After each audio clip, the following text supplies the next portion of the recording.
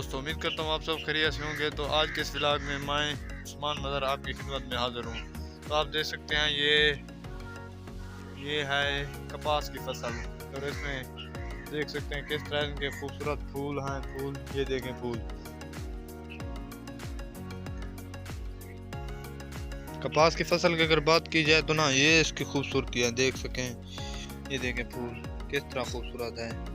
और एक तो इसका सफ़ेद रंग का फूल होता है और साथ ही इसका गुलाबी रंग का भी फूल होता है। ये देख लें आप, ये एक ही पौधे पर हैं। पहले ये सफ़ेद होता है और साथ साथ ये गुलाबी हो जाता है। गुलाबी के बाद इससे ये निकलते हैं और उसके साथ ही इस पर कपास उग जाती है। ये देखें कपास। अब एक कपास का पौधा है जो बहुत ही बड़ा है। ये वाला पौधा है ना, ये पौधे को देखिए, ये कितना कद बड़ा है इसका। आप अंदाजा लगा सकते हैं कि इस कदर बड़ा है वो। वाह भाई वाह, अभी भी जा रहा है, देख सकते हैं आप। और इसका फूल भी देखे, ये भी बहुत खूबसूरत फूल है इसका। ये देखें, अब ये खिलने वाला है। खिल कर ये भी कपास निकालेगा, इसमें से कपास निकलेगी।